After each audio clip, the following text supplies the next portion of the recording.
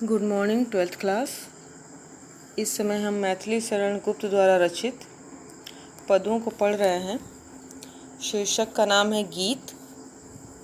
इसके पहले वीडियो मैंने आपको बताया था कि ये उनके महाकाव्य साकेत के नवम सर्ग से लिया गया है। इसके पहले जो हमने पढ़ा था वो 8वें सर्ग से लिया गया था, कैकेयी का अनुताप, और ये 9वें सर्ग से लिया गया है। तो 2 पद हमने इसमें पढ़ लिया था। निरख सखी ये खंजन आए पहला, और दूसरा शिशिर न फिर गिरिवन में। तो आपने देखा था कि ये दोनों पद जो है किसी न किसी मौसम से जुड़े हुए थे। निरख सखी ये खंजन आए, ये पद शरद ऋतु से संबंधित था, और दूसरा शिशिर न फिर गिरिवन में, ये शिशिर ऋतु से संबंधित था। और तीसरा आज हम जो पढ़ने जा रहे हैं, मुझे फूल मत मारो, ये वसंत ऋतु से संबंधित है। और दोनों पदों को जो हमने पढ़ा था उसमें मैंने बताया था कि इसमें विरहिणी उर्मिला के विषय में बताया गया है कि विरह की अवस्था में वो जो विभिन्न प्रकार के मौसम आते हैं तो वो कैसा महसूस करती हैं। उसमें उर्मिला लक्ष्मण की पत्नी थी, और लक्ष्मण के जाने के बाद 14 वर्ष अयोध्या में उन्होंने विरहावस्था में ही व्यतीत किया था। तो देखते हैं, मुझे फूल मत मारो, ये वसंत ऋतु से संबंधित है ये पद। तो वर्णन है उस समय का कि वसंत ऋतु का मौसम आ चुका है, चारों ओर पुष्प खिले हुए हैं, प्रकृति की सुंदरता बढ़ चुकी है। लेकिन प्रकृति की ये सुंदरता, वसंत ऋतु का ये विकास जो कि आनंद देने वाला है, उर्मिला को आनंद नहीं देता है बल्कि ये कष्ट दे रहा है, कष्टकारी है ये। तो देखिए, कह रही हैं कि मुझे फूल मत मारो। कामदेव से वो प्रार्थना कर रही हैं, कह रही हैं कि हे कामदेव, तुम मुझे अपने फूल मत मारो, पुष्प बाणों से घायल मत करो। मैं अबला बाला वियोगिनी, कुछ तो दया विचारो। अबला कह रही हैं कि एक तो मैं अबला हूँ, बाला, बाला मतलब युवती, दूसरे युवती हूँ, वियोगिनी और तीसरे विरहिणी हूँ।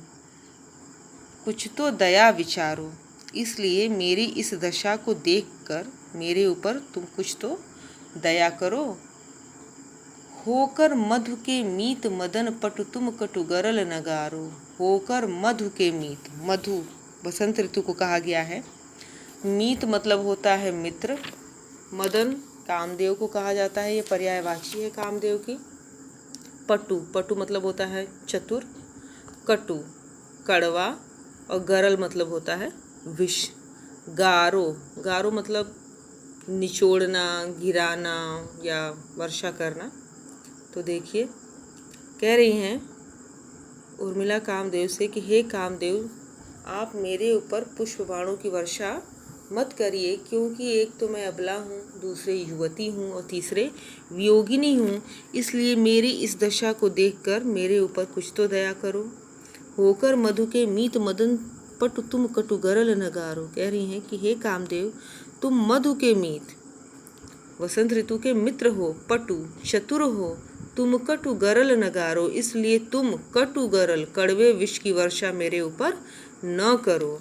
मुझे विकलता तुम्हें विफलता, ठहरो श्रम परिहारो।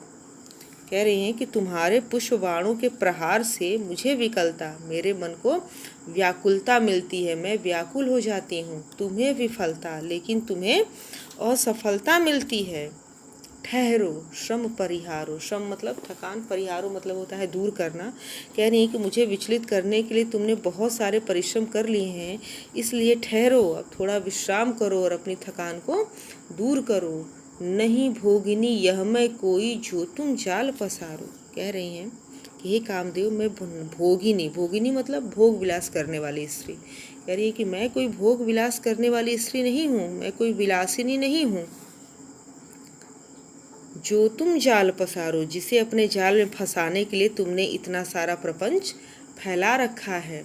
बल हो तो सिंदूर बिंदु यह हर नेत्र निहारो। कह रही हैं कि यदि तुम में बल हो, शक्ति हो, तो तुम हर नेत्र, हर नेत्र मतलब होता है शिव के तीसरे नेत्र को कहा जाता है, जो समस्त बाधाओं को भस्म कर देता है, जला देता है। तो कह रही है कि यदि तुम्हारे अंदर बल हो, शक्ति हो, तो तुम भगवान शिव के नेत्र के समान सभी बाधाओं को नष्ट करने वाले मेरे इस सिंदूर बिंदु की ओर निहारो, देखो। रूप दर्प कंदर्प, कंदर्प मतलब कामदेव को कह रही हैं कि रूप दर्प कंदर्प, हे कामदेव यदि तुम्हें रूप का दर्प हो, दर्प मतलब होता है घमंड, गर्व, कह रहे कि हे कामदेव यदि तुम्हें अपने सौंदर्य का घमंड हो, अपने सौंदर्य पर बहुत गर्व हो तुम्हें, तो मेरे पति पर वारो, तो तुम अपने इस गर्व को मेरे पति के ऊपर वारो, न्यौछावर कर दो। कहने का तात्पर्य यहाँ उर्मिला का क्या है कि तुम्हारा सौंदर्य जो है वो मेरे पति के चरणों की धूल के बराबर भी नहीं है, मतलब मेरे पति तुमसे अत्यधिक सौंदर्यवान हैं। लो यह मेरी चरण धूल उस रति के सिर पर धारो। रति, रति जो है वो कामदेव की पत्नी का नाम है। तो कह रही हैं कि यदि तुम्हें अपने सौंदर्य का बहुत ही गर्व हो तो अपने उस गर्व को मेरे पति के ऊपर न्यौछावर कर दो, क्योंकि तुम मेरे पति के चरणों की धूल के बराबर भी नहीं हो। और यदि तुम्हें इस बात का गर्व है कि तुम्हारी पत्नी रति अत्यधिक सुंदर है, तो लो मेरे इस चरणों की धूल को ले जाकर रति के सिर पर रख दो।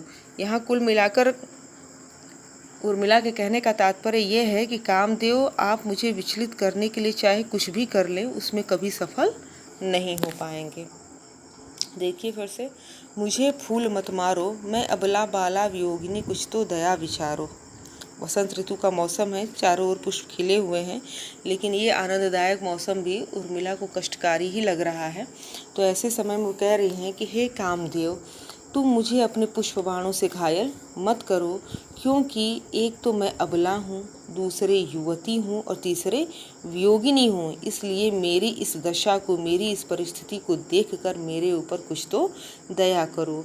होकर मधु के मीत मदन पटु तुम कटु गरल नगारो, मुझे विकलता तुम्हें विफलता ठहरो श्रम परिहारो। कह रही हैं कि हे कामदेव तुम वसंत ऋतु के मित्र हो, चतुर हो, इसलिए मुझ पर कड़वे विष की वर्षा मत करो, यानी कि मेरे ऊपर इतनी निष्ठुरता न दिखाओ, मेरे साथ ऐसे कठोरता से पेश न आओ।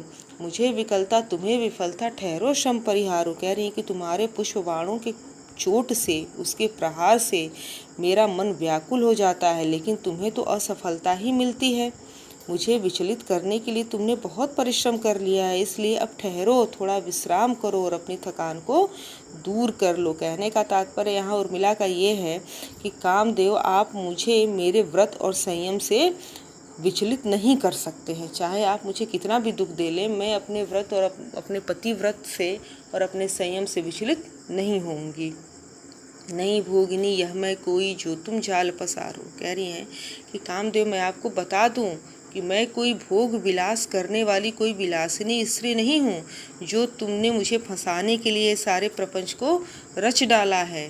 बल हो तो सिंदूर बिंदु यह हर नेत्र निहारो। कह रही हैं कि यदि तुम्हारे अंदर जरा भी शक्ति हो तो भगवान शिव के तीसरे नेत्र की भांति मेरे इस सिंदूर बिंदु की ओर देखो, जो समस्त बाधाओं को नष्ट करने वाला है।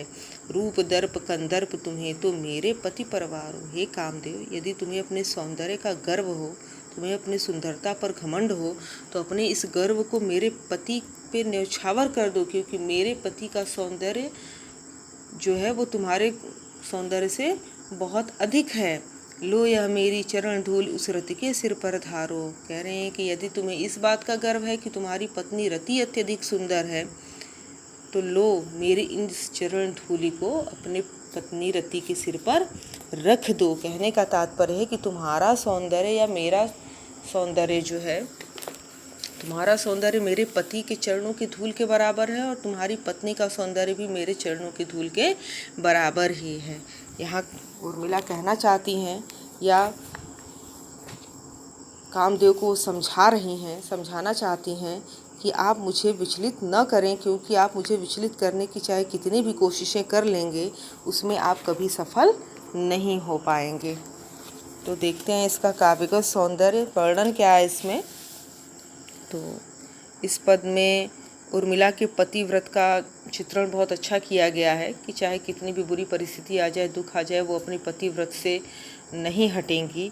और लक्ष्मण के सौंदर्य के प्रति उर्मिला का जो गर्व है वो भी बहुत दर्शनीय है इस पद में। भाषा शुद्ध साहित्यिक खड़ी बोली है। अलंकार है श्लेष, रूपक और अनुप्रास। रस है वियोग श्रृंगार। छंद गेय पद है। ठीक है, पढ़ लीजिएगा इसको, ये पद इम्पॉर्टेंट पद है कभी कभी एग्ज़ाम में आ जाता है ये, तो इसको ठीक से पढ़िएगा। Thank you.